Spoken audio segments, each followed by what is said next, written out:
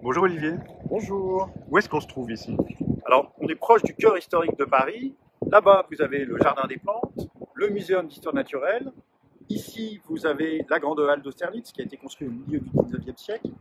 Et derrière nous, on a les bâtiments de la Salpêtrière et la chapelle Saint-Louis qui date de Louis XIV. Donc on est vraiment entouré de patrimoine historique parisien.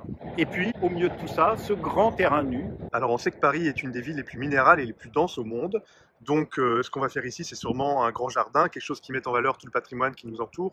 Ben, pas du tout, on marche sur la tête.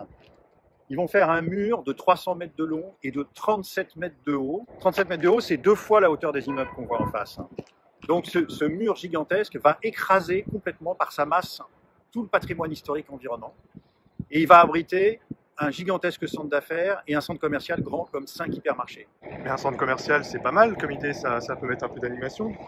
Alors un centre commercial, il va détruire tous les petits commerces qui font le charme de ce quartier. On est à 2 pas de la rue Mouffetard. Eh bien, ces commerces de proximité vont juste être mis en péril par ce grand centre commercial. Et les bureaux qui font plus de la moitié des surfaces, ça va faire des gens en plus dans le quartier, c'est bien non? La région Île-de-France regorge de surfaces inoccupées.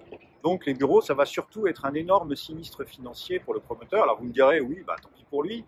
Oui, mais sauf que le promoteur, c'est avec notre argent en fait. C'est l'Agence française de développement qui s'est lancée dans une vaste opération de spéculation immobilière pour son nouveau siège social qui va être absolument pharaonique. Ce service de l'État s'est engagé à être à 100% accord de Paris, donc c'est sûrement un bon projet pour le climat, résilient et bas carbone. D'abord, cette énorme masse de béton va créer un îlot de chaleur très important au cœur de Paris, alors même que pour que Paris reste vivable pendant les canicules, il faut réduire le nombre d'îlots de chaleur.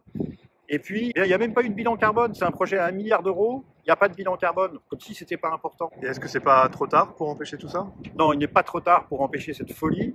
Le terrain est nu, on peut encore tout imaginer ici, on peut faire un très beau jardin, on peut dire stop à ce projet destructeur qui nous envoie dans le mur. Il faut être très nombreux à se mobiliser. Vous pouvez rejoindre notre collectif, le collectif Austerlitz. Vous pouvez signer notre pétition dont vous allez trouver le lien en dessous de cette vidéo.